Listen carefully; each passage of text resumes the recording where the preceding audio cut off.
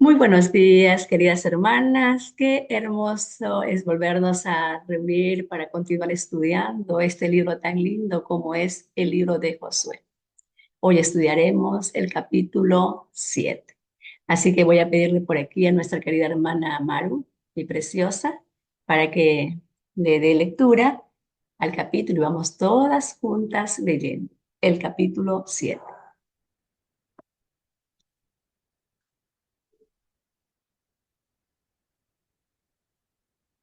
Estaba pues el Señor con Josué, y su nombre se divulgó por toda la tierra. Pero los hijos de Israel cometieron una prevaricación en cuanto al anatema, porque Acán, hijo de Carmi, hijo de Sabdi, hijo de Sera, de la tribu de Judá, tomó del anatema, y la ira del Señor se encendió contra los hijos de Israel. Después Josué envió hombres desde Jericó a Jai, que estaba junto a Betabén, hacia el oriente de Betel, y les habló diciendo: Subid y reconoced la tierra. Y ellos subieron y reconocieron a Jai. Y volviendo a Josué le dijeron: No suba todo el pueblo, sino suban como 2000 o 3000 hombres, y tomarán a Jai. No fatigues a todo el pueblo yendo allí, porque son pocos. Y subieron allá del pueblo como 3000 hombres, los cuales huyeron delante de los de Jai. Y los de Jai mataron de ellos a unos 36 hombres, y los siguieron desde la puerta hasta Sebarim, y los derrotaron en la bajada, por lo cual el corazón del pueblo desfalleció, y vino a ser como agua. Entonces Josué rompió sus vestidos y se postró en tierra sobre su rostro, delante del arca del Señor hasta caer la tarde, él y los ancianos de Israel, y echaron polvo sobre sus cabezas. Y Josué dijo: Ah, Señor, ¿por qué hiciste pasar a este pueblo el Jordán para entregarnos en las manos de los amorreos para que nos destruyan? Ojalá nos hubiéramos quedado al otro lado del Jordán. Ay, Señor, ¿qué diré ya que Israel ha vuelto la espalda delante de sus enemigos? Porque los cananeos y todos los moradores de la tierra oirán y nos rodearán y borrarán nuestro nombre de sobre la tierra. Y entonces, ¿qué harás tú a tu grande nombre? Y el Señor dijo a Josué: Levántate, ¿por qué te postras así sobre tu rostro? Israel ha pecado y aún han quebrantado mi pacto que yo les mandé. Y también han tomado del anatema y hasta han hurtado, han mentido y aún lo han guardado entre sus enseres. Por esto los hijos de Israel no podrán hacer frente a sus enemigos, sino que delante de sus enemigos volverán la espalda.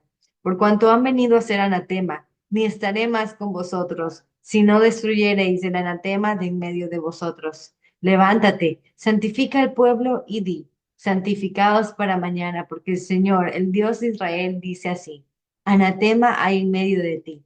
Israel, no podrás hacer frente a tus enemigos hasta que hayáis quitado el anatema de en medio de vosotros.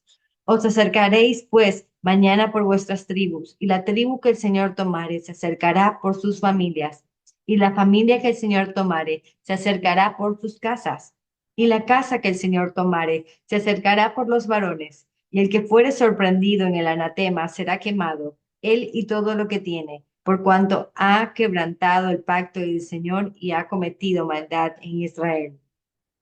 Josué, pues, levantándose de mañana, hizo acercar a Israel por sus tribus, y fue tomada la tribu de Judá. Y haciendo acercar a la tribu de Judá, fue tomada la familia de los de Sera. Y haciendo luego acercar a la familia de los de Sera por los varones, fue tomado Sabdi.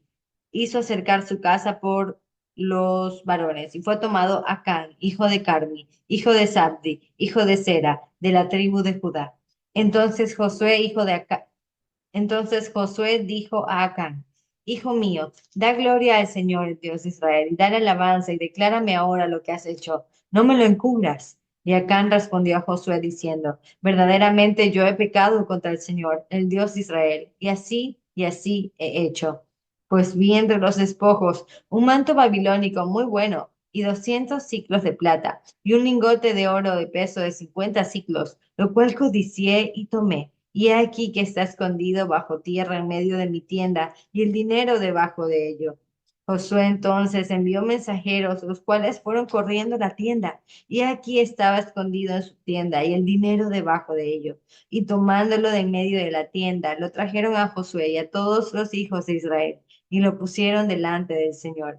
Entonces Josué y todo Israel con él tomaron a Acán, hijo de Zera, el dinero, el manto, el lingote de oro, sus hijos, sus hijas, sus bueyes, sus asnos, sus ovejas, su tienda y todo cuanto tenía, y lo llevaron todo al valle de Acor. Y le dijo Josué, ¿por qué nos has turbado? Túrbete el Señor en este día. Y todos los israelitas los apedrearon y los quemaron después de apedrearlos. Y levantaron sobre él un gran monto de piedras que permanece hasta hoy. Y el Señor se volvió del ardor de su ira, y por esto aquel lugar se llama el Valle de Acor hasta hoy. Amén, amén. Gracias, querida Abby y preciosa. Vamos a orar, amadas hermanas, para que Dios nos dé mucha sabiduría sobre todas las cosas. Su Espíritu nos guía a tomar lo que Él tiene para nuestras vidas. A través de este estudio, Josué capítulo 7. Oramos. Padre, te damos gracias por tu amor. Te damos las gracias porque nos llamas a ser tus discípulas. Nos llamas a ser estudiante de tu palabra. Nos llamas a ser, Señor, esas mujeres que, que tú quieres, Señor, transformar, cambiar. Gracias, papá. Hoy te rogamos todas juntas que nos ayudes, que a través de tu espíritu nos ayudes a entenderla y a comprenderla. Gracias porque sabemos que tú tienes una palabra especial para cada una de nosotras, una enseñanza, una instrucción. Ayúdanos, Señor, a enfocarnos en lo que tú nos enseñas y no lo que, Padre amado, el mundo nos permite, nos hace ver, Señor, para que estemos, Señor, siempre mal. Pero a través de tu palabra, Señor, sabemos que podemos encontrar, Señor, ese equilibrio que necesitamos tener, Padre amado, para estar siempre delante de ti, en medio de las pruebas, en medio de las aflicciones, saber, Padre, que tú tienes un propósito con cada una de nosotras. Gracias, Padre amado, que damos en tus manos. Ahora, Señor, y te ruego que nos ayudes una vez más. Ayúdanos, Señor, y no nos abandones. En el nombre de Jesús y por sus méritos, quedamos en tus manos. Amén. Bueno, amadas hermanas, ahora sí, vamos a continuar. Vamos a continuar estudiando Josué, el libro de Josué. Como dije, hoy estudiaremos el capítulo 7, como ya lo leímos, ¿sí? Y bueno, este capítulo yo lo he dividido en dos estudios. Hoy estudiaremos los versículos del 1 al 16. Y, y la próxima semana, continuamos estudiando, el próximo encuentro, continuamos estudiando los versículos de el 17 al 26. Bueno, a este estudio, este primer estudio, le he puesto como tema cómo enfrentar el desánimo. Y después de haber escuchado todos los capítulos anteriores, pudimos ver o podemos ver que la conquista de Jericó fue muy gloriosa. El pueblo de Israel vio la manifestación poderosa de Dios y para que parecía que nada podía detener el avance hacia la tierra prometida. Sin embargo, en el capítulo 7 nos encontramos con una dura lección. La victoria puede verse seguida de una derrota inesperada y desalentadora.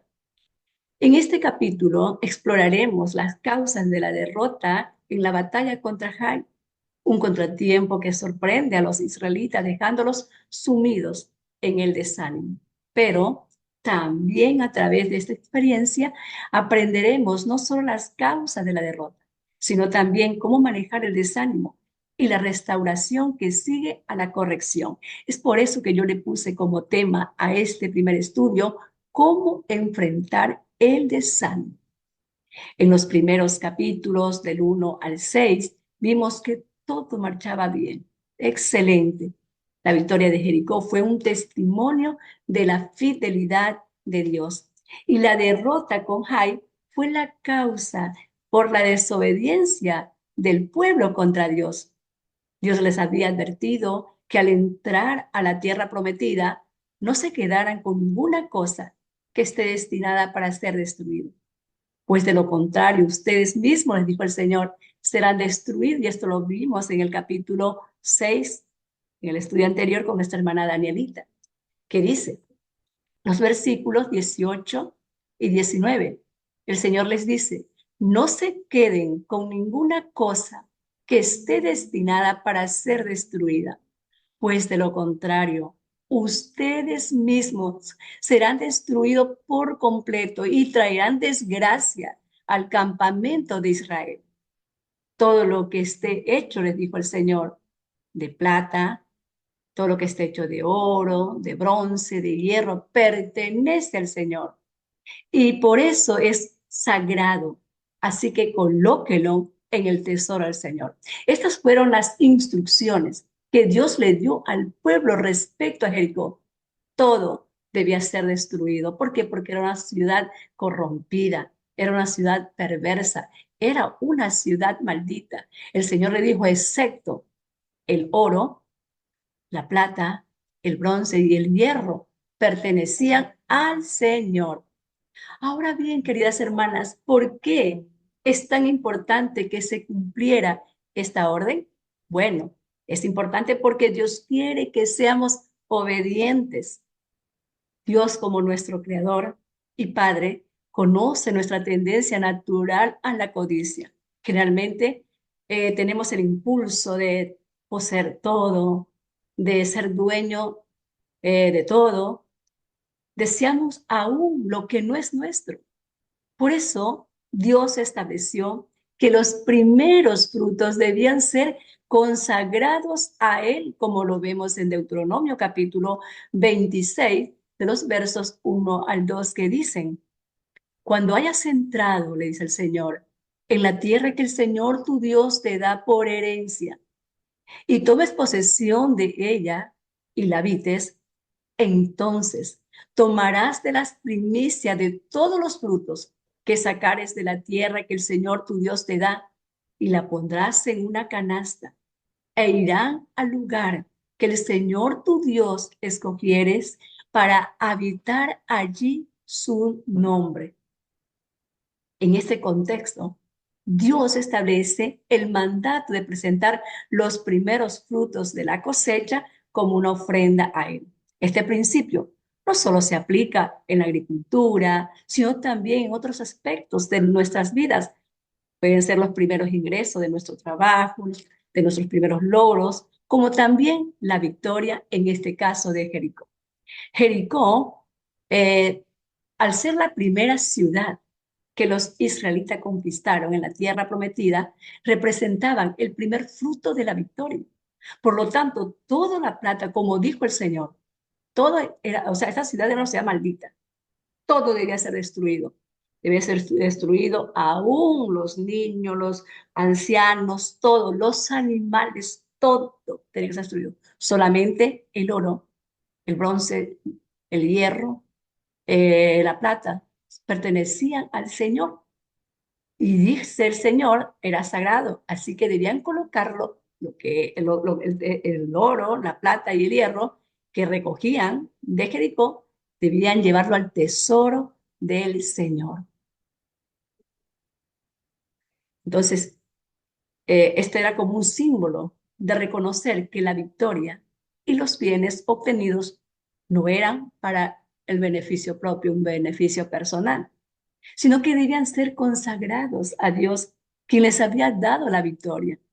Además, a través de la obediencia, Dios quiere librarnos de la codicia. ¿Para qué? Para que vivamos en armonía con nuestras familias, confiando en que Dios es el dueño y el dador de todo. Sin embargo, en el capítulo 7 veremos una desobediencia a este mandamiento, lo que explica por qué el capítulo 7 empieza con la palabra pero. Dice el versículo 1, pero los hijos de Israel cometieron una prevaricación en cuanto al anatema, porque Acán, hijo de Carmi, hijo de Sagri, hijo de Sera, de la tribu de Judá, tomó del anatema y la ira del Señor se encendió contra los hijos de Israel. Ahora bien, esta palabra pero marca un punto crítico de fracaso en la historia de Israel, un giro que destaca las consecuencias de la desobediencia a los mandatos de Dios. Y esta palabra, prevaricación, que viene del Strong 4603, viene de la raíz que es cometer pecado. Esta palabra prevaricación es cometer pecado, hacer iniquidad, pecar, prevaricar, rebelarse, rebelión. En cuanto al anatema, el anatema significa maldición. Y porque Acán, hijo de Carmi, y este nombre, Acán, el nombre Carmi, el nombre Acán significa, según el Strong 5912, significa problema. Este nombre significa problema, significa atormentar, significa atribular, perturbador. Entonces, Anatema era una ciudad que estaba, o sea, estaba lista para ser destruida. ¿Por qué? Porque significa maldición. Es algo destinado a la destrucción. Es algo que no debe tocarse ni apropiarse. Dios había advertido claramente a su pueblo sobre las consecuencias de no seguir sus instrucciones, especialmente en relación con los bienes de Jericó. Pero acá que su nombre significa problema, fue el hombre responsable de esta desobediencia. Y dice que provenía de la tribu de Judá y también lo dice Primera de Crónica, capítulo 2 verso 7, que él pertenecía a la tribu de Judá y su nombre significa perturbador, significa problema. Y su acto de tomar lo consagrado trajo una gran ira contra todo Israel. Aquí dice, y la ira del Señor se encendió contra los hijos de Israel. Ahora bien, ¿por qué la ira de Dios se encendió contra todo el pueblo de Israel? Bueno, primeramente nos vamos a ir a Deuteronomio, capítulo 13, verso 17, perdón. Eso usted lo pueden buscar, no creo que puse, déjeme ver, no puse referencia. Este es, dice que Dios le había advertido al pueblo de Israel que no se queden con nada. De lo contrario, ¿sí? Ellos iban a ser destruidos. Le dijo el Señor, lo que está destinado para destrucción, ustedes no lo van a tomar, porque si no, el Señor se enojará contra ustedes. Al contrario, pero si ustedes guardan la palabra, si ustedes cumplen, dice, yo tendré compasión de ustedes, les dijo el Señor en Deuteronomio, que ustedes lo pueden buscar, capítulo 13, verso 17 al 18. Y si no lo vamos a leer, lo vamos a leer, vamos a buscarlo, queridas hermanas. Vamos a irnos a Deuteronomio, capítulo 13, versículo 17 y 18. Vamos a leerlo porque es muy importante que lo leamos.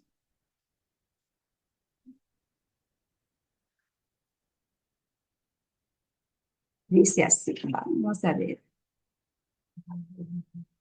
13, el 17, estos dos versículos, del 17 al 18.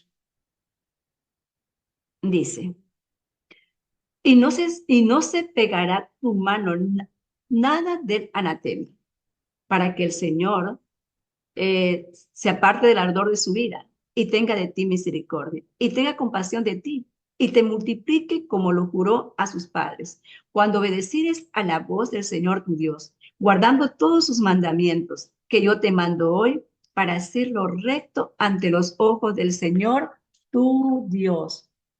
Entonces ya Dios le había dado una orden.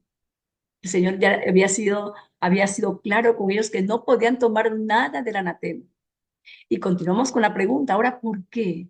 ¿Por qué la ira del Señor se encendió con todo Israel cuando podemos ver que era solamente una sola persona que había pecado, que había transgredido el mandamiento, que no había obedecido? Bueno, es porque Israel, queridas hermanas, es considerado un solo cuerpo, una nación que debía actuar en unidad y en obediencia. El pecado de uno afectó a todos, demostrando que la desobediencia no solo tiene consecuencias personales, sino también con los otros miembros. Es decir, el pecado es algo que te contamina, todo es como la pólvora, que todo te lo contamina, que explosiona por todos los lados.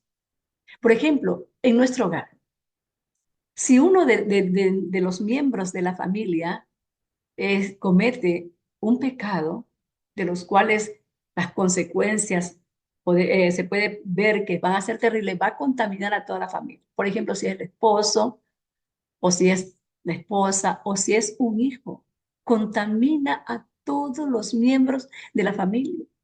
¿Por qué? Porque el pecado trae dolor. Las consecuencias del pecado traen dolor, traen aflicción, traen lágrimas.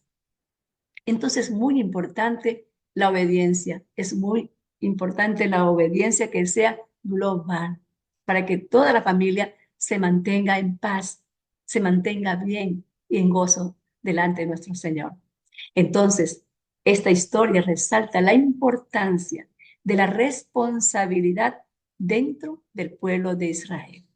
Continuamos con el versículo 3 que dice, después Josué envió hombres desde Jericó a Jai, que estaba junto a Bet-Aven, hacia el oriente de Betel, y les habló diciendo, subid y reconocer la tierra. Y ellos subieron y reconocieron a Jai. Bueno, aquí traje yo un mapa para podernos ubicar dónde estaba situada la ciudad de Jai. Ahora bien, esta palabra Jai, según eh, el Strong 58-56, eh, significa, ¿sí?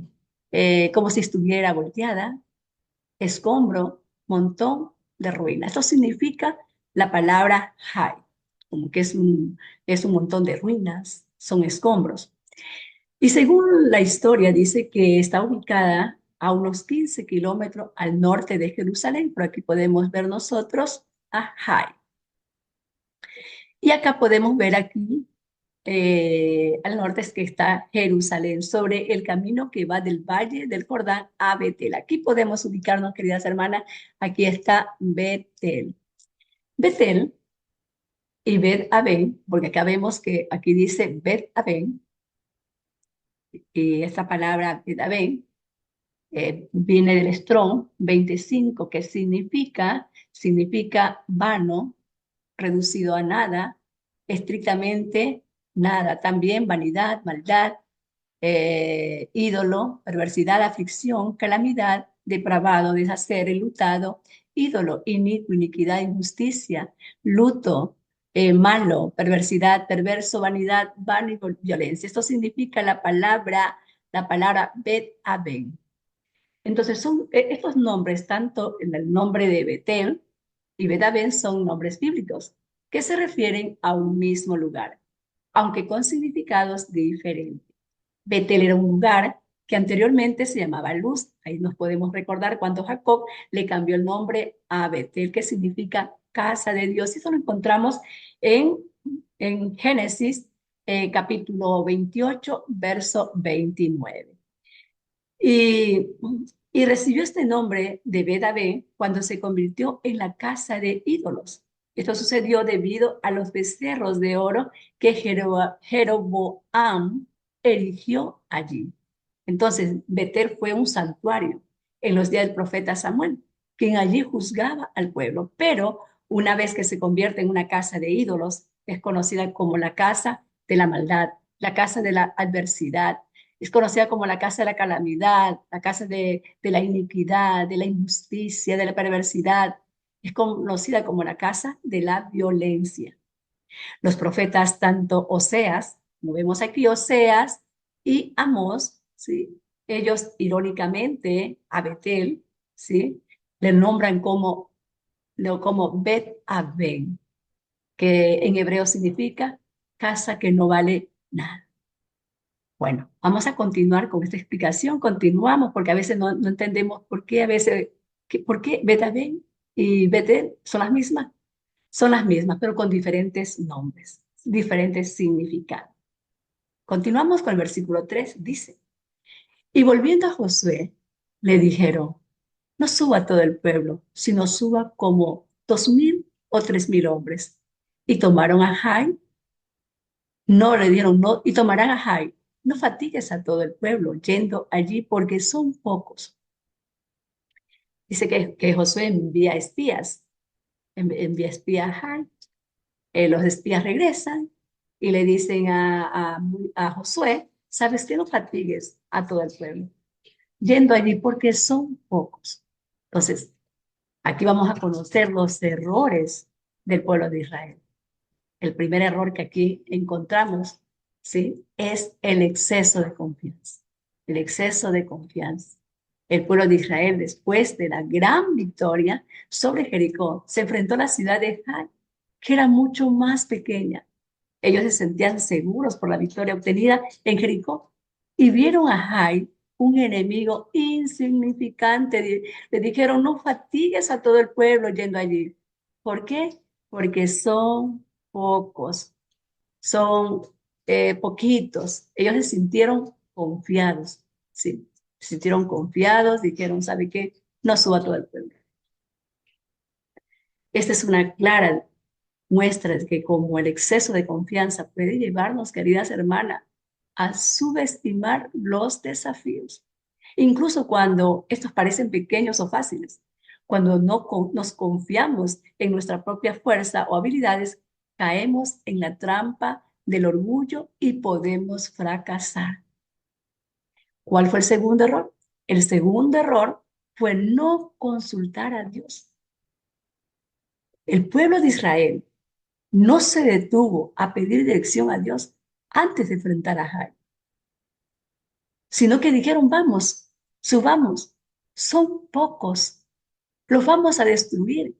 Hemos destruido una fortaleza que es Jericó. Y Jai, una ciudad pequeñita, vámonos, enviemos a un poco nomás, a unos, este, a unos 2000 o 3000 hombres. No enviemos a más. Entonces, ahí viene el problema. En nuestras vidas diarias muchas veces cometemos este mismo error. Cuando las cosas parecen simples o controlables, no buscamos la guía de Dios. Sin embargo, debemos aprender a consultar a Dios no solo en los momentos de crisis, sino también en lo cotidiano. Jesús nos enseñó en Juan capítulo 15, verso 5.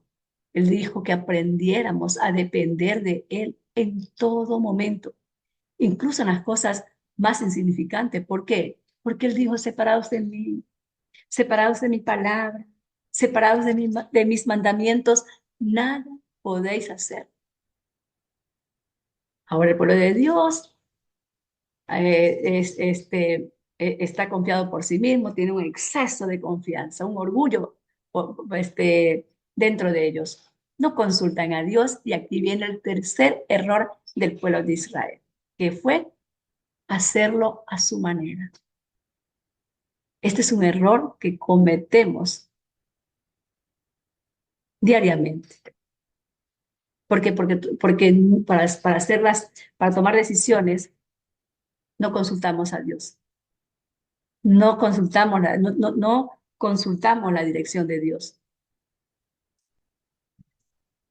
Cuando se nos presenta una tarea o desafío, especialmente uno que percibimos como fácil o pequeño, tendemos a hacer las cosas a nuestra manera. Es pequeño esto, es fácil hacerlo, pan comido, ya está.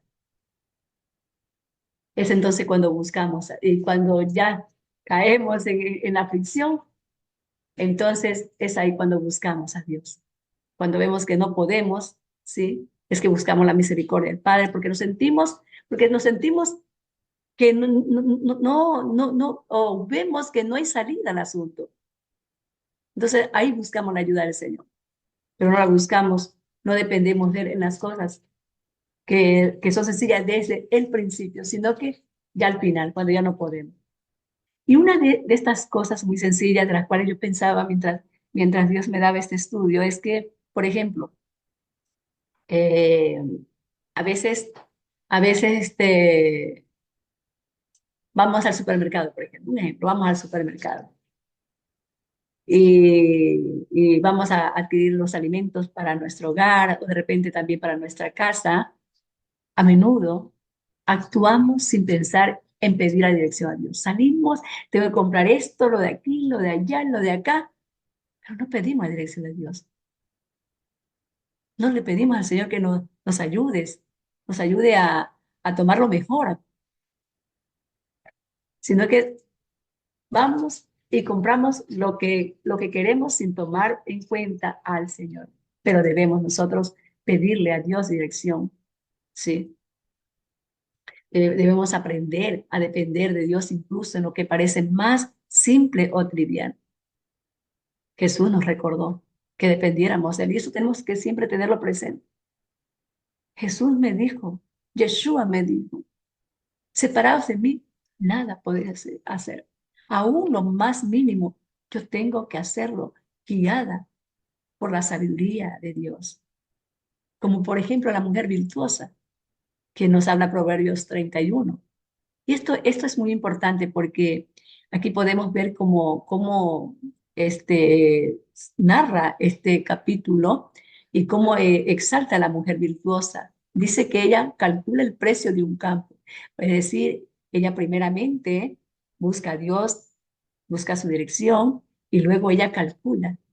No va, compra de una vez todo, sino que calcula el precio, mira las ofertas, mira las demandas, mira que sea un buen producto, que haga bien para su familia. ¿Sí? Dice que esta mujer calcula el precio de un campo, con sus ganancias luego compra, planta un viñedo, ella misma se asegura de que el negocio marche bien con sus ganancias.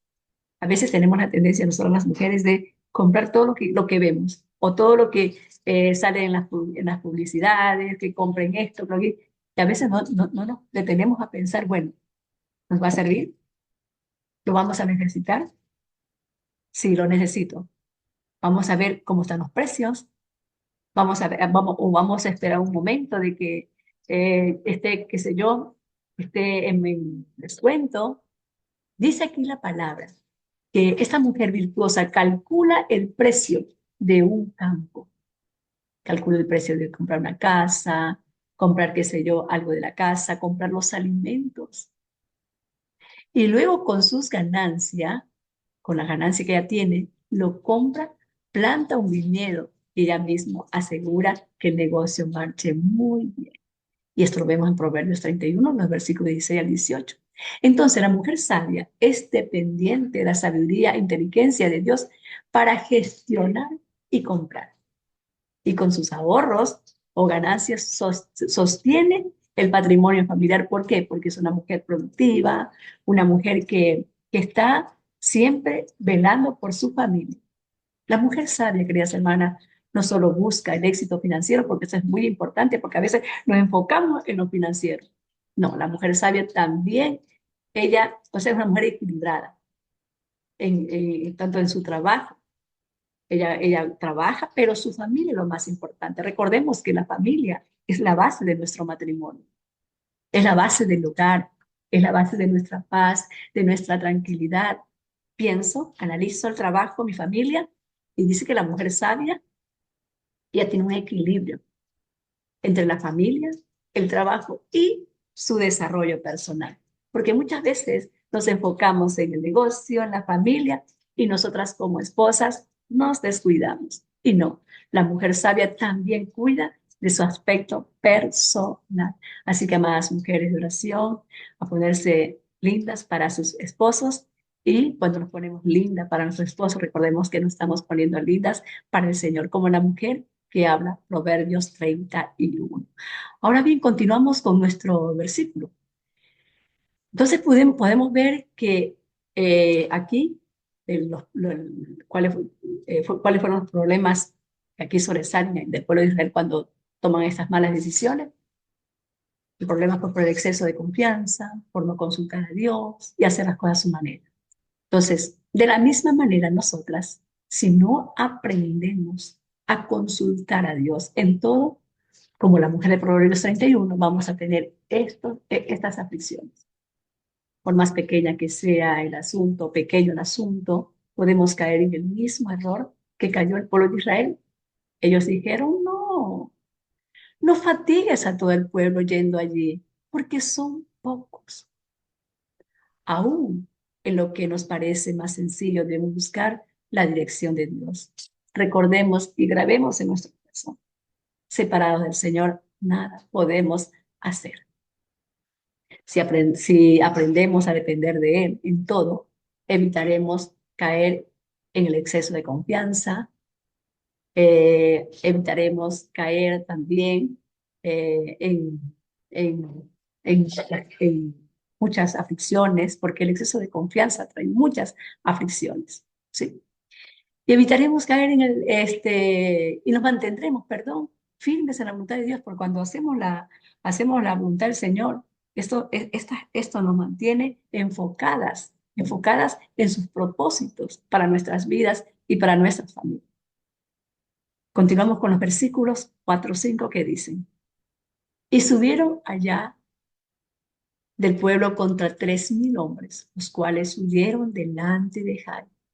Y los de Jai mataron de ellos a unos 36 hombres, y siguieron desde la puerta hasta Sebarim, y los derrotaron en la bajada, por lo cual el corazón del pueblo falleció y vino a ser como agua. Esta palabra Sebarim significa brechas. Según lo que dicen los historiadores, es que este sitio aún no identificado, no, o sea, no sabe dónde fue, dónde estaba este sitio Sebarim, pero no se sigue mencionando dentro de él. Entonces, queridas hermanas, como vemos como resultado de la autoconfianza, el no haber consultado a Dios y hacer las cosas a la manera, dice que el pueblo se desanimó, dice que el corazón del pueblo vino a ser como el agua. Entonces, este fue el resultado de su autoconfianza, de no haber consultado a Dios, de hacer las cosas a su manera. Entonces, el pueblo se desanimó y se frustró. Terrible, ¿verdad? Algo que parecía tan sencillo. Cuando ellos dijeron, no, fastidias a todo el pueblo. Son pocos. Algo que parecía tan sencillo, no pudieron lograr. Y ahí es cuando llega el desánimo. Una de las principales causas del desánimo es el no obedecer a Dios.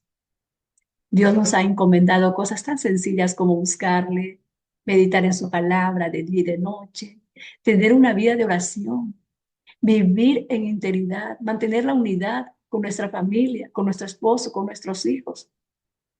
Desafortunadamente, a menudo complicamos nuestra vida por no buscar la dirección de Dios y es ahí cuando viene el desánimo.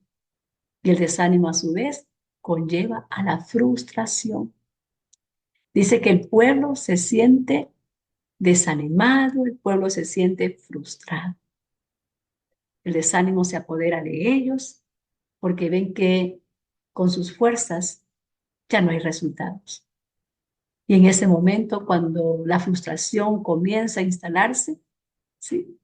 La frustración que es la hija directa de la falta de obediencia, comienza a nublar su visión y les hace sentir que todo está perdido, como lo vamos a ver en los versículos del 6 al 9, que dice, entonces Josué rompió sus vestidos y se postró en tierra sobre su rostro, delante del arca del Señor, hasta caer la tarde, él y los ancianos de Israel, y echaron polvo sobre sus cabezas.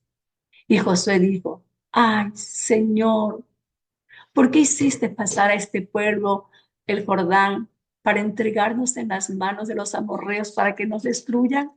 Este siempre era el clamor del pueblo cuando estaban pasando por alguna transición. ¿Por qué? Antes decían los primeros, eh, nuestros primeros padres, ¿por qué nos sacaste de Egipto?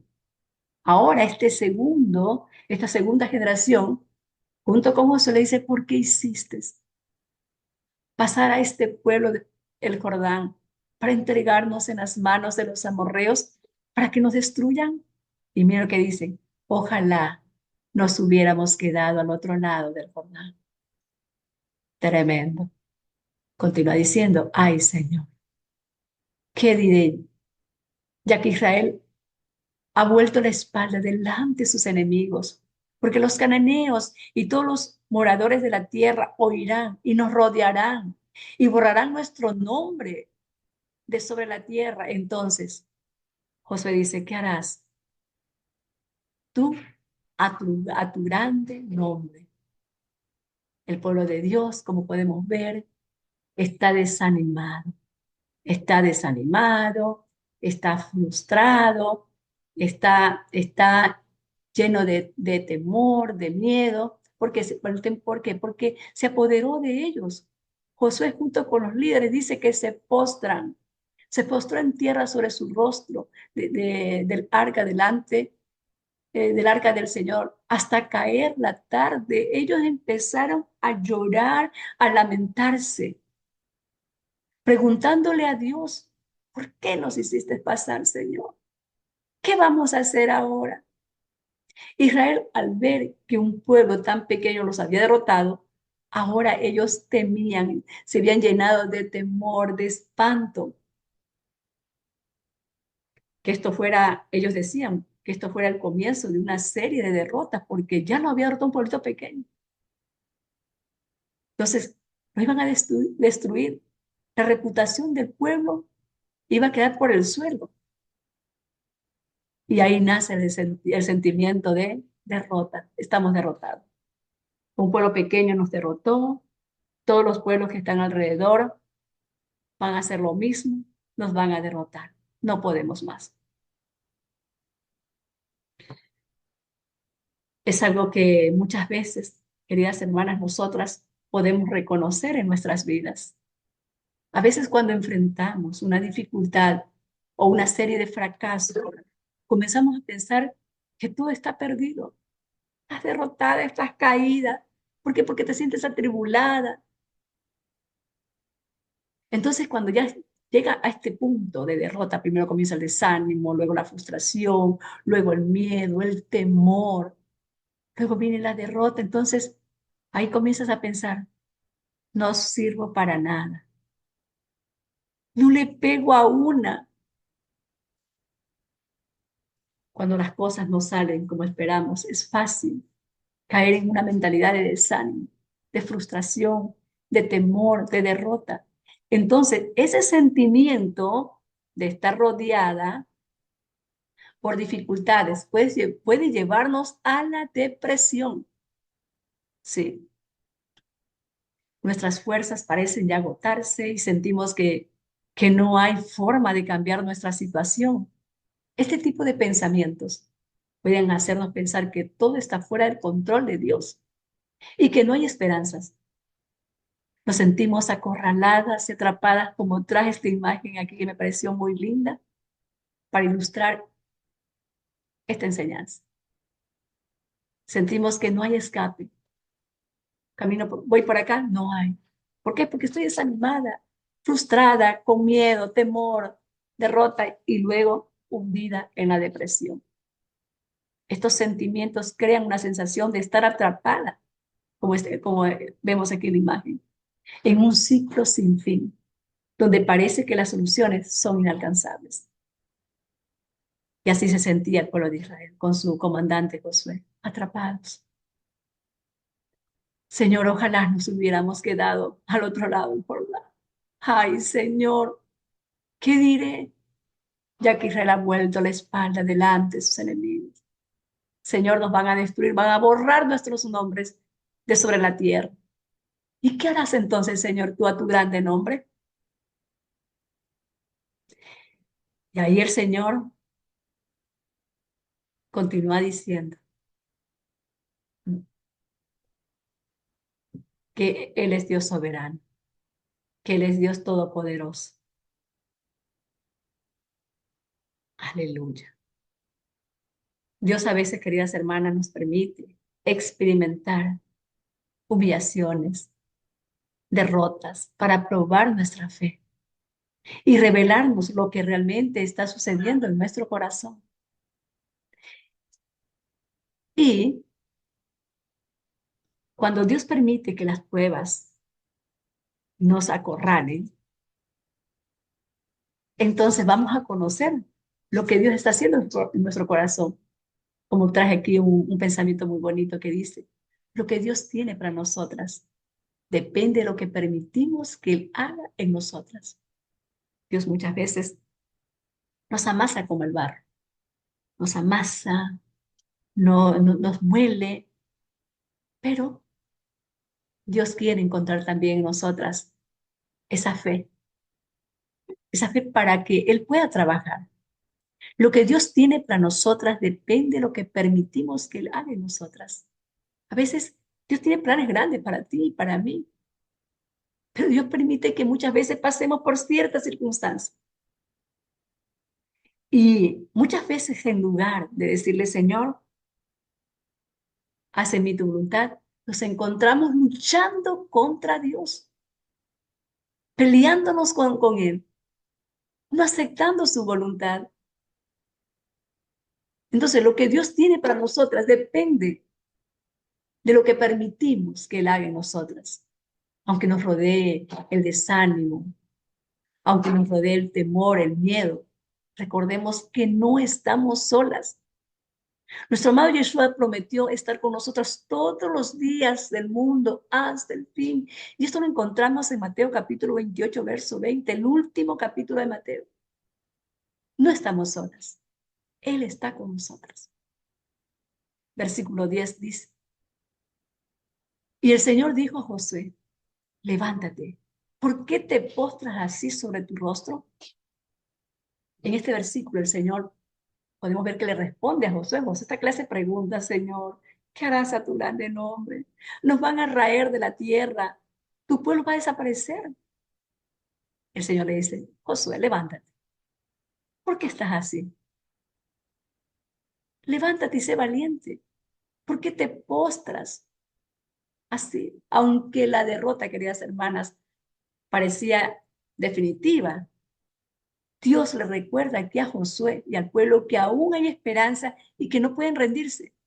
Esta exhortación a ser valiente también fue repetida en el capítulo 1 3 veces, donde Dios le dijo a Josué que fuera fuerte y que fuera valiente. Querida mujer de oración, en los momentos de derrota, cuando te sientas atrapada, sin salida, recuerda que Dios te llama a ti, también a mí, a ser valientes. Dios te llama a levantarte, como se lo dijo a Josué. Levántate.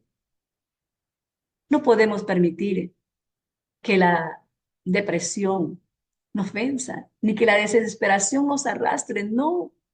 En medio de la tormenta, recordemos que Dios está con nosotras y Él nos da las fuerzas, nos va a dar las fuerzas para continuar.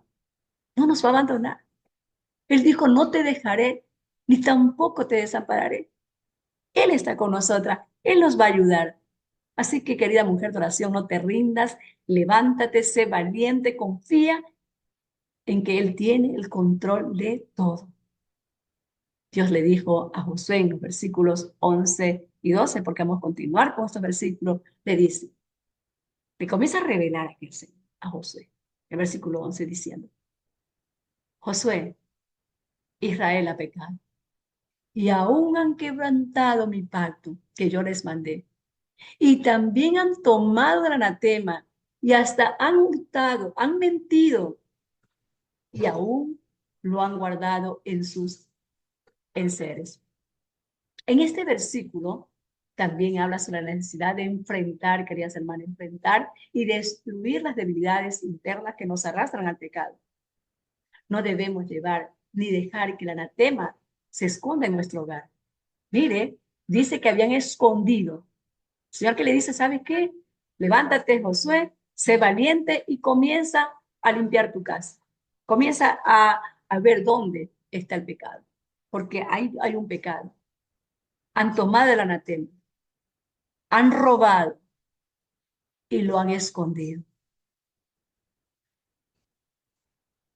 ¿Por qué? Porque si nosotros no quitamos el anatema nos destruirá a nosotras y a toda nuestra familia. El Señor le dijo a Josué, pues todo, perdón, el apóstol Pablo nos enseña, nos dice que de todo lo que el hombre sembrare, eso vamos a cegar, vamos a cosechar. Porque el que siembra, dijo el apóstol Pablo, para su carne, de la carne segará corrupción. Mas el que siembra para el Espíritu segará vida eterna. Y eso lo encontramos en Gálatas capítulo 6, verso 8. El verso 12 dice, por esto los hijos de Israel no podrán hacer frente a sus enemigos. ¿Por qué? Porque tienen algo que hurtaron del anatema, lo tienen metido, guardado en su casa, entre sus quehaceres. No podrán hacer frente a sus enemigos, sino que delante de sus enemigos volverán la espalda, por cuanto han venido a ser anatema. Y aquí viene algo más terrible aún. Dice el Señor, ni estaré más con vosotros, si no destruyereis el anatema en medio de vosotros. Si no destruimos los enemigos de nuestra carne, que entre ellos tenemos el egoísmo. Ay, porque muchas veces pensamos, yo no tengo nada robado en mi casa, yo no escondo nada. Ah, no. El Señor está hablando mucho, hermanas, mucho de nuestras vidas en la área espiritual, en nuestras actitudes. El Señor está hablando, ¿sí? En nuestra personalidad, nuestro carácter. Si no destruimos el egoísmo, si no destruimos la impaciencia, porque muchas veces somos tan impacientes que lo queremos ya. Si no destruimos el negativismo, porque ese es otro espíritu malo, que para todo no se puede, no se puede, no se puede. Si no destruimos la impulsividad, si no destruimos la inseguridad, tenemos que aprender a estar seguras. Tenemos que aprender a crecer en fe. Fe es la Torah, significa palabra de Dios. Si no le creemos al Señor, estamos mal. Mi seguridad está en el Señor. Como dice el Salmo 23. El Señor es mi pastor, nada me falta. Segura estoy en Él. Si no destruimos el resentimiento, porque nos resentimos muchas veces por todo. Si no destruimos el perfeccionismo y lo dejamos enterrado ahí, y ahí estamos todas las hechas perfectas. Nadie es perfecto. Muchas veces demandamos perfección en las personas que están a nuestro lado. Y nosotros tampoco lo somos, pero nos creemos perfectos. Si no destruimos la desorganización, somos todas desorganizadas, tenemos que tener un orden para todo, un orden, un esquema para nuestra vida cotidiana. Yo tengo que tener un tiempo para el Señor. Mis primicias, mi primer tiempo es del Señor.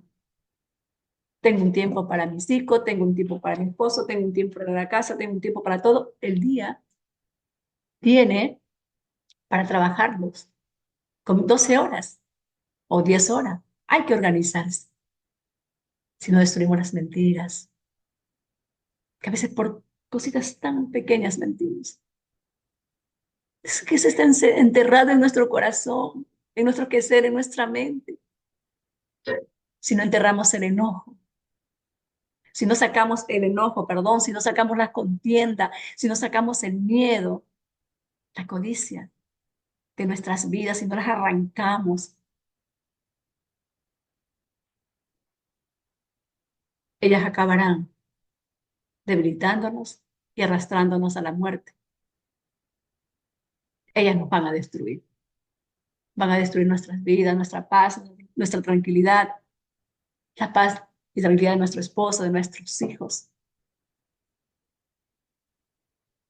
Si no destruimos todo esto y que hay aún más cosas que muchas veces tenemos enterrado en nuestros quehaceres, en nuestra mente, en nuestro corazón, sentimientos de los cuales el Señor dice que no debemos tener, no debemos guardar, no debemos robar el anatema de este mundo, Jericó de este mundo, todas las cosas que enseña este mundo, todo ese sistema corrupto. Si no los sacamos de nuestras vidas, ellos nos van a destruir a nosotros. Por eso los hijos de Israel no podían hacer frente a sus enemigos. Dice el versículo 12, sino que delante de sus enemigos volverán la espalda. Esto tenemos que subrayarlo, hermana. Este versículo 12 es para ti y para mí. Así que subrayalo. Si no destruimos el anatema, no podremos hacer frente a nuestros enemigos, sino que delante de nuestros enemigos vamos a volver las espaldas. Mientras haya pecado en tu vida, mientras no saquemos todas estas cosas que se esconden en nuestro corazón, mientras sigas teniendo esas debilidades del egoísmo, de la impaciencia, del negativismo, de la impulsividad, de la inseguridad, del resentimiento, el perfeccionismo, de la desorganización, las mentiras, el enojo, las contiendas, el miedo, la codicia, no podremos hacer frente a nuestros enemigos, sino que delante de ellos volverán la espalda por cuanto han venido a ser anatema. Ni estaré más con vosotros, dice el Señor, sino que si no destruyeres el anatema en medio de vosotros, no estaré más con ustedes. ¿Por qué? Porque Dios no puede tener comunión mientras haya pecado en una vida, en un hombre, en una mujer. Mientras haya pecado en mí, en ti, Dios no puede tener comunión con nosotras.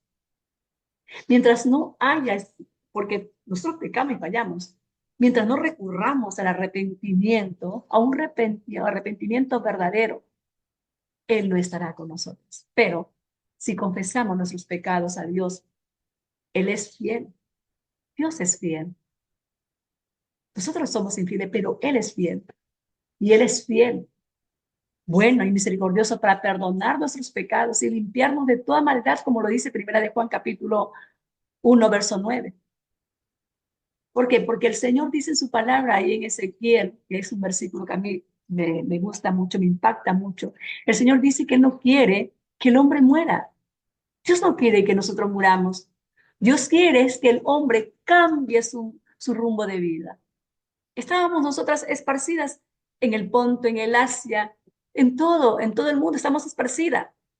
Y Dios no nos viene a señalar, tú eres así, no, o tú eres acá, no.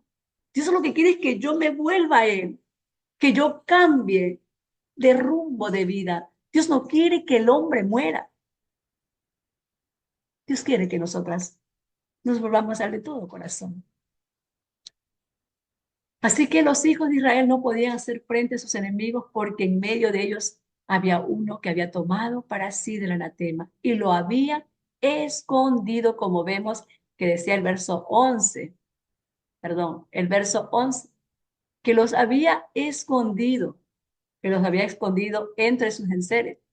Mientras haya pecado en tu vida, mientras no haya arrepentimiento en tu corazón, mientras sigas teniendo esas debilidades de carácter, queridas hermanas, no podrás hacer frente a tus enemigos, sino que delante de tus enemigos, como dice aquí, volveremos la espalda. Si no trabajamos en erradicar estas áreas de nuestras vidas, ellas nos van a destruir eventualmente, como sucedió con los israelitas. Cuando el pecado nos enfrenta y se supera, entonces el pecado nos debilita y nos separa de Dios. Dios tiene la disposición de salvarnos y ayudarnos, pero cuando hay pecado, no hay comunión con Él. Y esto lo podemos ver en Isaías capítulo 59, los versos 1 y 2 que dice, escuchen, el brazo del Señor no es demasiado débil para no salvarlos, ni su oído demasiado sordo para no oír su clamor. Son sus pecados los que los han separado de Dios. A causa de esos pecados, Él se alejó y ya no los escuchará. Aquí Isaías resalta que no es Dios el que está distante o el que esté distante, sino que nuestros pecados crean una barrera entre nosotras y Él. Este es un llamado para nosotras como esposas, queridas hermanas, como madres, como hijas. Es necesario restaurar nuestra relación con Dios. Y si Dios te está hablando en esta mañana o si Dios está hablándonos aquí es porque Dios conoce nuestro corazón y Dios quiere llegarse a nosotras. quiere estar más cerquita de nosotros. El Señor no solo nos exhorta a levantarnos con valentía, sino también a reflexionar sobre nuestra vida interior, a arrepentirnos de nuestras debilidades y alejarnos del pecado. Solo cuando nos liberamos de estas cargas podremos enfrentarnos con fuerzas a nuestros desafíos.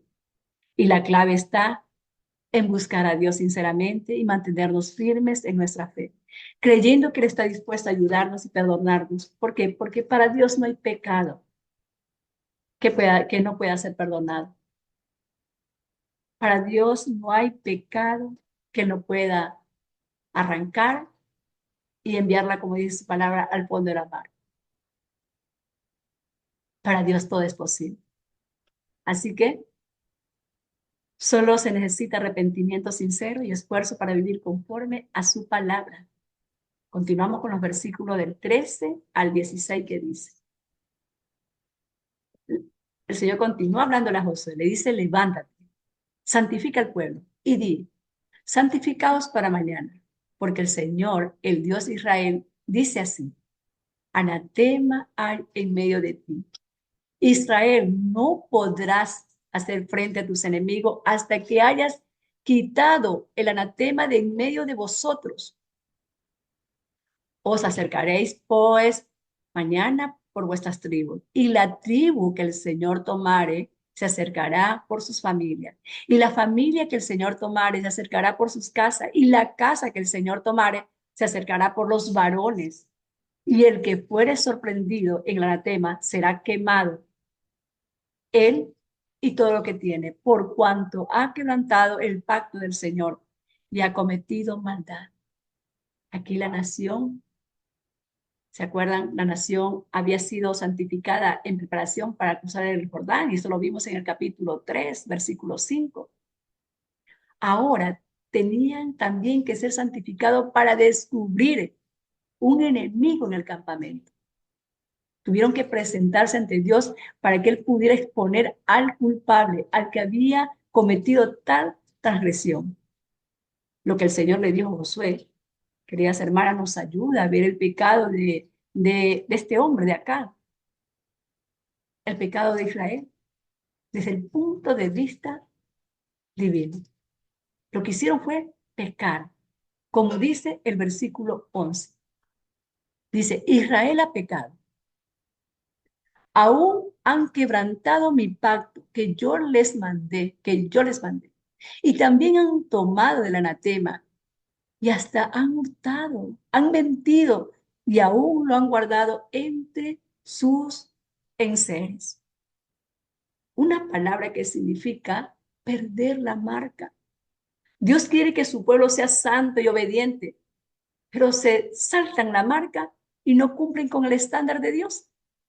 También fue una transgresión tremenda. Quebrantaron el mandamiento, tomaron del anatema, robaron y los guardó pues este hombre con su familia, los guardaron entre sus qué hacer, entre sus enseres.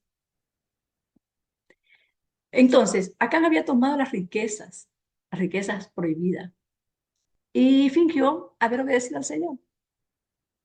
Acán había hecho una tontería, como lo vemos aquí en el versículo 15, dice que el que fuere sorprendido en el anatema será quemado, él y todo lo que tiene. Israel no podía enfrentarse a ninguno de sus enemigos hasta que su pecado hubiera sido quitado. Entonces las tribus nunca podrían reclamar su herencia, mientras este hombre que robó, que hurtó, que escondió entre sus enseres fuera quitado. Si ellos no quitaban el mal, nunca podrían hacer frente a sus enemigos. Las tribus no podrían hacer frente a sus enemigos mientras este hombre se aferrara a sus tesoros prohibidos. Todo lo que Dios había hecho por su pueblo hasta este punto no había servido de nada.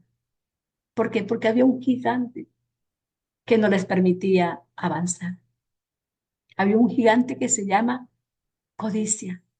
Había un gigante que había entrado al corazón de un miembro de las tribus de Israel, de la tribu de Judá, que no les permitía avanzar y que había que destruirlo, había que destruirlo. ¿Por qué? Porque tarde o temprano todo aquello que tanto codiciamos se va a quemar. Por eso es tan terrible la codicia. Es por eso que no tenemos que seguir siendo deudores a la carne, como dijo el apóstol Pablo. Por medio del Espíritu, por medio de la oración, por medio de la palabra, debemos destruir esos deseos, esa inclinación al mal. ¿Por qué? Como dijo nuestro amado Mesías en Marcos capítulo 4, verso 22, pues todo lo que está escondido, tarde o temprano se descubrirá y todo secreto saldrá a la luz. Estos versículos del 14 al 16, aquí vemos que Dios ordena a Josué diciendo que primero llame a todas las tribus y que él iba a revelar qué tribu y qué familia era el culpable. Se iba a llegar hasta el responsable. Aquí vamos, hermana, concluyendo este estudio. Yo creo, yo no sé si usted lo cree, pero yo pienso, me puse a pensar mucho en Acán. Yo creo que Acán y toda su familia esa noche no pudieron dormir.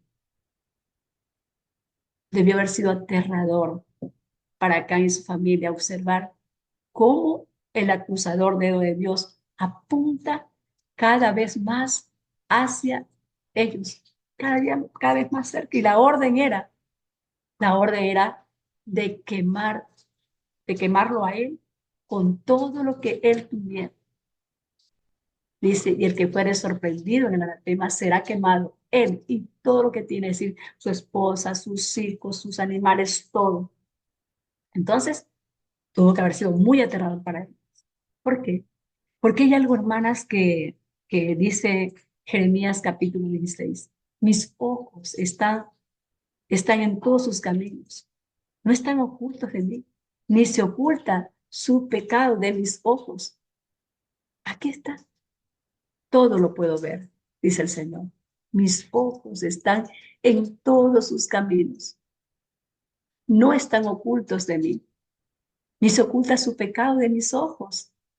Y también el Salmo 139 dice, los versículos del 1 al 12, oh Señor, has examinado mi corazón y sabes todo acerca de mí.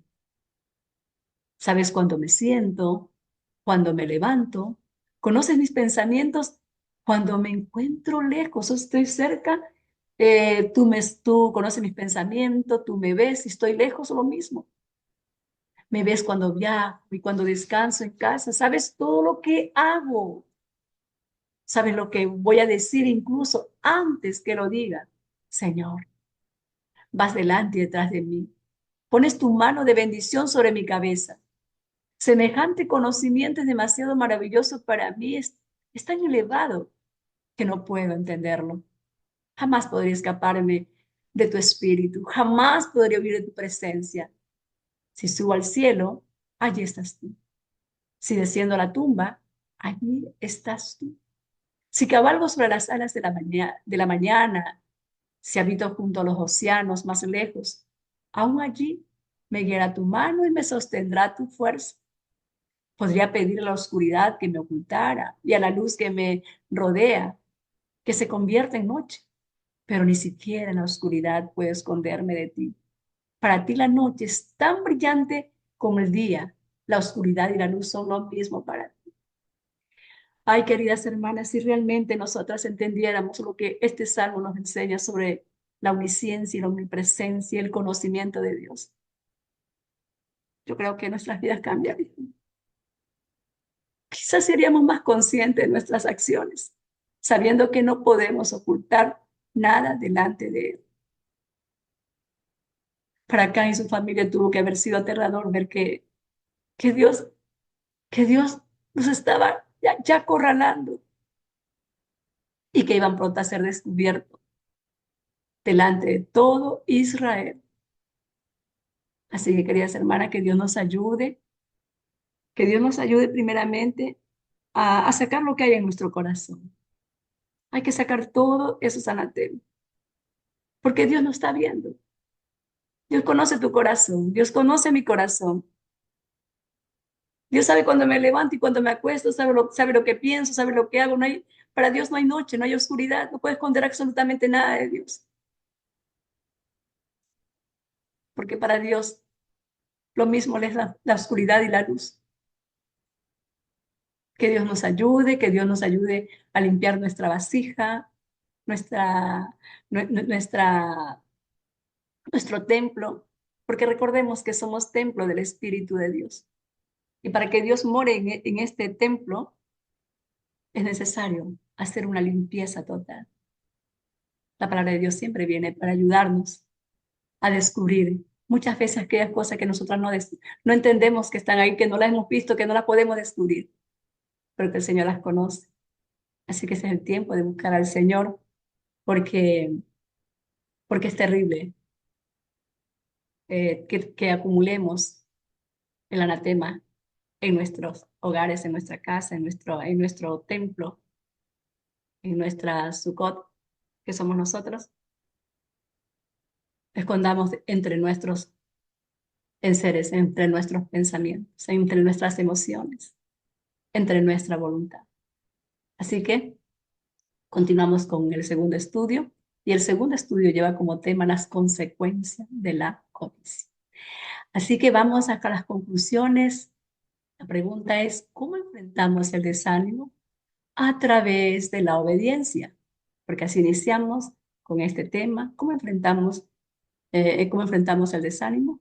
A través de la obediencia, confiando en el Señor, consultando a Dios y haciendo las cosas a la manera de Dios. La derrota de Israel no fue algo fortuito, sino consecuencias de la desobediencia. A veces el desánimo proviene de situaciones que surgen cuando no seguimos el camino de Dios, cuando sentimos que no necesitamos de nada. El desánimo proviene por el exceso de confianza. Eso es grave, cuando intentamos controlarlo todo y creemos que no necesitamos la dirección de Dios para resolver conflictos o tomar decisiones. Esto o eso nos puede llevar a caer en el error que cayó el pueblo de Israel. ¿Por qué? Porque si algo no anda bien en tu vida, si no nos humillamos delante del Señor como se humilló Josué, si no nos postramos delante de Dios como se postró Josué y buscar la razón o buscar el motivo, porque muchas veces estamos, hermanas, con depresión, estamos ahí, estamos desanimadas, con temores, con miedos, estamos siendo llevadas por la derrota, nos sentimos derrotadas y nos sentimos deprimidas. Hay que buscar esa razón. ¿Por qué nos sentimos así? Preguntarle a Dios que nos revele las causas que hay escondido dentro de nosotros, como José. Señor, muéstrame qué hay escondido dentro de mí, Señor. Porque a veces no los vemos nosotros, están tan metidos, los hemos escondido tanto en ese viejo sistema en el cual vivimos y no nos damos cuenta y no nos acordamos. Cuando nos sentimos desanimadas, lo mejor es llevar, queridas hermanas, nuestras preocupaciones y luchas a Dios en oración. Buscar su sabiduría y guía puede ayudarnos a entender lo que necesitamos cambiar para no dar entrada a esos sentimientos que seguirán añadiéndose a nuestro estado de ánimo, como la frustración. Nos sentimos frustradas. Este capítulo, queridas hermanas, nos enseña o nos muestra cómo el fracaso o la dificultad pueden llevarnos a una gran frustración, pero también nos enseña que debemos buscar las causas de esos sentimientos en lugar de rendirnos y quedarnos atrapadas en ellos. No debemos dejar que la frustración nos controle, sino que debemos examinarnos a nosotras mismas, e identificar lo que está causando esas emociones que pueden ser varias. Puede ser que te encuentres no conforme con la voluntad del Señor, con lo que el Señor te ha dicho. Puede ser que no estés de acuerdo a los planes de Dios y estás sumergida en el desánimo, en el temor, en el miedo, en la frustración. Proverbios capítulo 3, verso 6 dice, reconócelo en todos tus caminos y él enderezará tus veredas. No debemos dejarnos arrastrar, queridas hermanas, por el temor.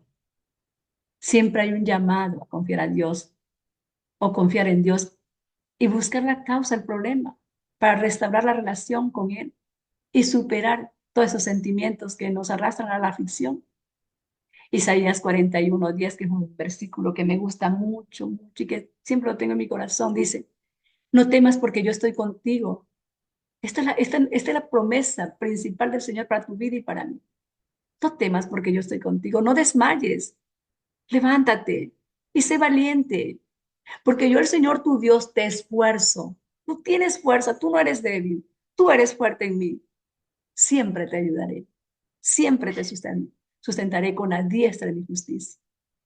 Este versículo nos recuerda que aunque el temor pueda surgir, que puede ser por varias causas, debemos confiar en la presencia y el poder de Dios para ayudarnos y fortalecernos. No debemos dejarnos dominar por ninguno de estos sentimientos, sino buscar a Dios quien está dispuesto a sostenernos y a guiarnos a través de las dificultades. A veces nos encontramos sumidas tanto en la aflicción, en la depresión, en el miedo, en el temor, que hermana, nos sumergimos con facilidad en la depresión.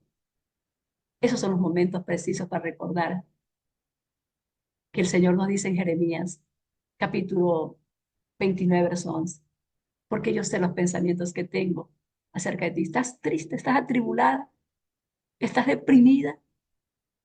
Recuerda, el Señor dice, porque yo sé los pensamientos que tengo acerca de vosotros, dice el Señor. Pensamiento de paz y no de mal, para daros el fin que esperáis. También el versículo el 3 del capítulo 26 de Isaías dice, porque tú guardarás en completa paz aquel cuyo pensamiento en ti persevera, porque en ti ha confiado. Qué maravilloso, qué lindo. Así que, queridas hermanas, solo el Señor nos podrá revelar las causas de todos estos sentimientos. A veces las raíces de nuestros sentimientos son decisiones equivocadas, tomadas bien en el presente o en el pasado. En esos momentos debemos acudir a Dios en una actitud de arrepentimiento, de dolor, buscando su perdón. Dios nos ofrece perdón y restauración, purificando incluso los pecados más oscuros y manchados, como dice Isaías capítulo 1, verso 18. El Señor te dice a ti, me dice a mí, venid luego, dice el Señor, y estemos a cuenta. Si vuestros pecados fueren como la grana, como la nieve serán emblanquecidos. Y si fueren rojos como el carmesí, vendrán a ser como blanca lana. Aunque nuestros pecados sean evidentes y dañinos, Dios tiene la capacidad de limpiarnos completamente y hacernos nuevos, transformándonos como si estuviéramos cubiertos por la blancura de la nieve o la lana más pura. La invitación de Dios en Isaías 1:18 es un llamado, queridas hermanas, a la restauración y a la sanación espiritual. Dios no rechaza a los que se arrepienten sinceramente. Al contrario, Él está dispuesto a perdonar y a restaurar. No porque seamos dignos, sino porque Él es misericordioso y justo. Así que el arrepentimiento no solo es un acto de confesar nuestras faltas, sino un acto de fe en la bondad y el perdón de Dios. Al igual que, al igual que restauró a Israel después de sus transgresiones, Dios ofrece a cada persona también, al igual que Israel, la oportunidad de restaurar su relación con Él. Así que, queridas hermanas de oración, por aquí vamos concluyendo, recordando que siempre hay un camino de vuelta hacia el amor y la misericordia de nuestro amado Rey y Salvador Yeshua. Así que te invito a inclinar tu rostro. Vamos a orar por este estudio tan lindo, tan hermoso que yo sé que ha tocado el corazón de cada uno de ustedes, porque con ese propósito, con ese fin, es lo que es que el Señor nos está hablando. El propósito del Señor es que miremos un poquito más, escudriñemos un poquito más lo que hay dentro de nuestro corazón. Oramos, amado Dios, gracias te damos por este estudio. Gracias, Señor, te damos por estos primeros versículos de este capítulo 7, Señor. que nos llaman, Señor, a la reflexión, que nos llaman a buscar, Señor, a escarbar entre los enseres de nuestro corazón, que son nuestros sentimientos, pensamientos, emociones, actitud y voluntad. Hay cosas que tal vez a ti, Señor, están ahí y no te agradan y están impidiendo esa comunión que tengamos, que queremos y anhelamos tener contigo. Pero ahí están ahí. Y tu palabra dice que tú no puedes habitar donde está el anatema. Ayúdanos a sacar todo el anatema, Señor, que hay en nuestro corazón, Padre amado. Tal vez, Señor, muchas de aquí de nosotras, porque no estamos, Señor, de acuerdo a tu voluntad, a tus propósitos con nuestras vidas, a tu diseño, Señor, y queremos otras cosas porque teníamos otros pensamientos o tenemos otros pensamientos que no nos parece, Señor, que están de acuerdo a los tuyos. Perdónanos, Señor, y te pedimos perdón. Perdónanos y ayúdanos, Señor. Ayúdanos y revélanos, Padre, qué es lo que está en nuestras vidas para de esta manera, ayudada por ti, poderlo sacar, Señor, y echarlo, quemarlo, Señor, que nunca más vuelva a nosotros. Ayúdanos, Señor. Limpia nuestra casa, nuestro hogar, nuestros hijos, Padre amado. Ayúdanos, Señor, Padre amado, revelándonos, Padre, qué es lo que está impidiendo que tengamos una comunión profunda contigo. Gracias por este tiempo, Señor. Te amamos, te adoramos, te bendecimos y te damos las gracias porque tú eres bueno, porque tus misericordias, Señor, son por siempre y para siempre. En el nombre de Yeshua. Amén, amén, amén.